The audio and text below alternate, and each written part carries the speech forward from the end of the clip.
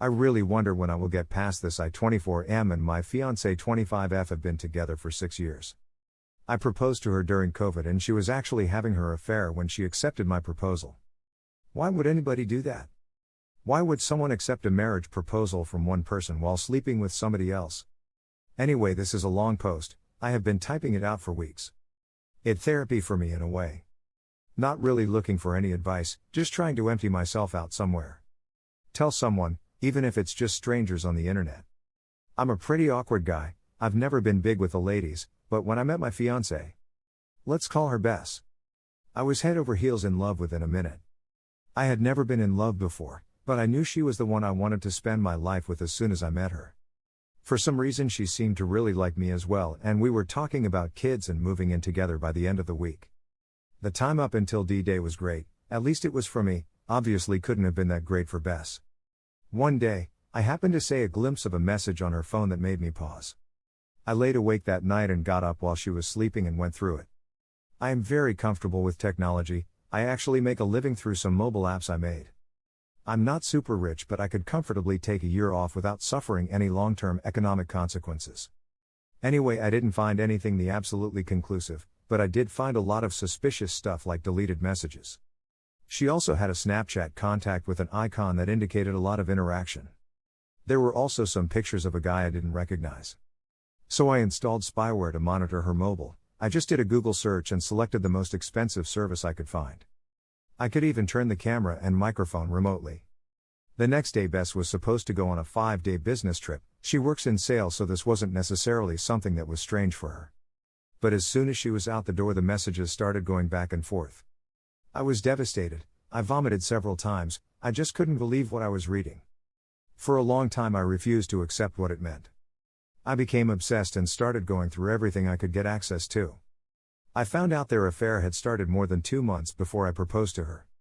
Her AP, a work colleague, was a married man 10 years her senior with 3 children and a wife that was 7 months pregnant at this point.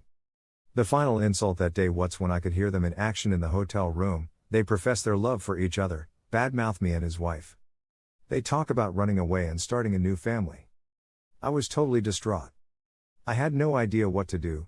I didn't have the guts to call and confront her. In the end I ended up calling my best friend since childhood. Let's call him K. K grew up in a Brazilian favela. He was already tough as nails when he and his mother moved in next door when I was 12. This was in the UK, by the way. K's father had died a few years before. K never really talked about it. His mother said he died in a random act of violence. My mother left us when I was 10. She was an addict and my father never remarried. K didn't know a word of English, but over that first summer we became close friends and I learned some Portuguese and he some English. I guess we bonded so strongly through shared trauma. Me and K has been inseparable since, which is kind of weird. I am a conflict-shy and awkward nerd.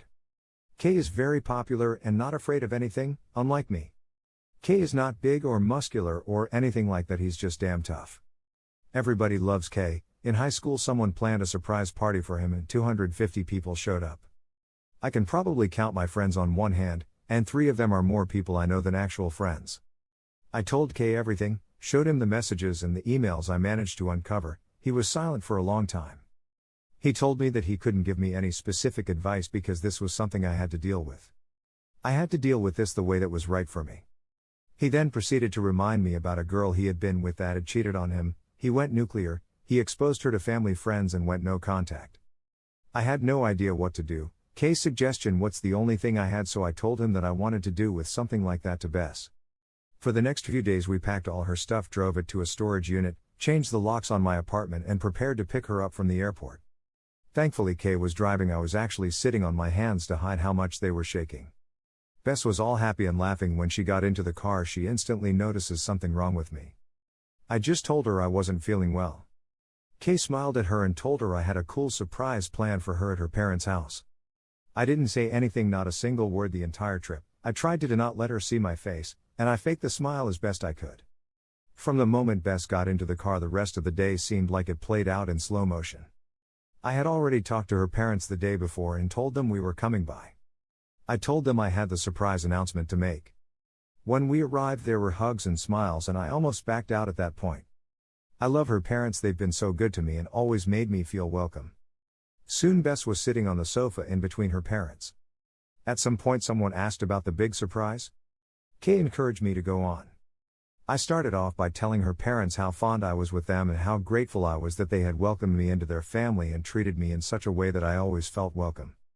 Then I choked up for a few minutes. I had this entire speech planned out, it was eloquent and composed.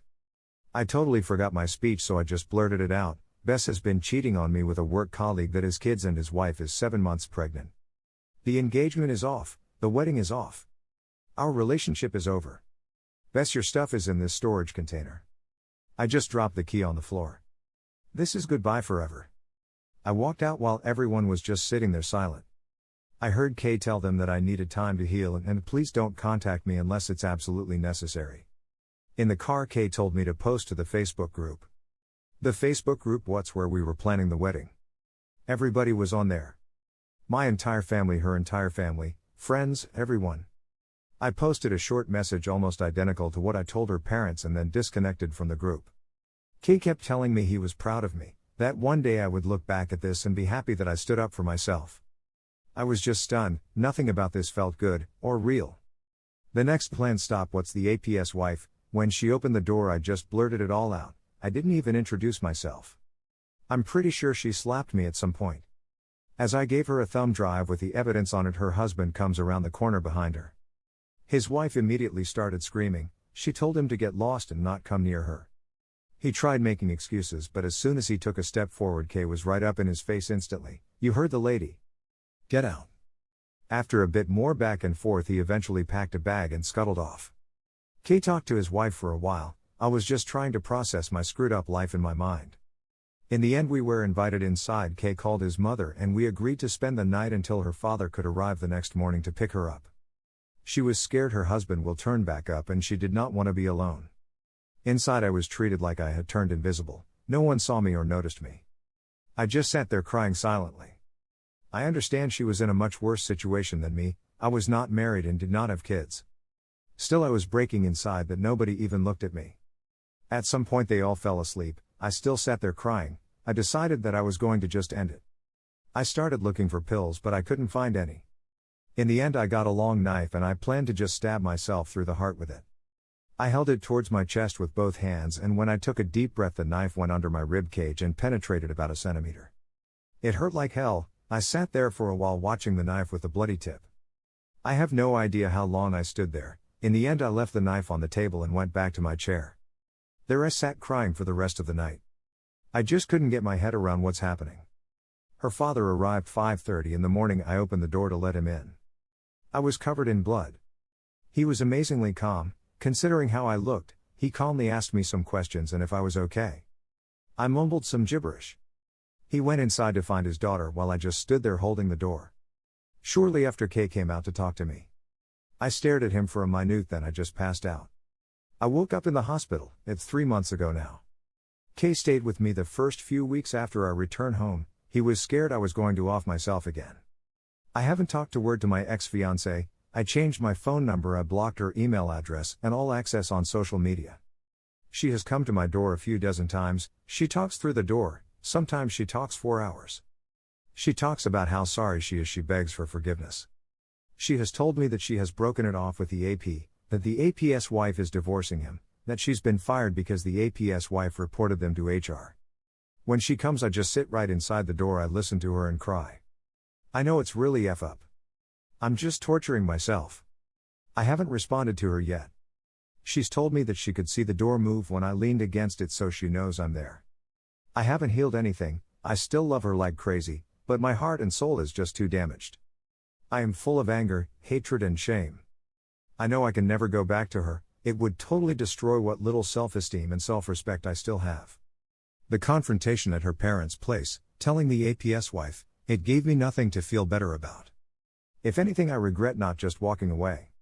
People have been telling me at some point go numb or becoming different. I hope that day is soon for me, because right now every day is hell.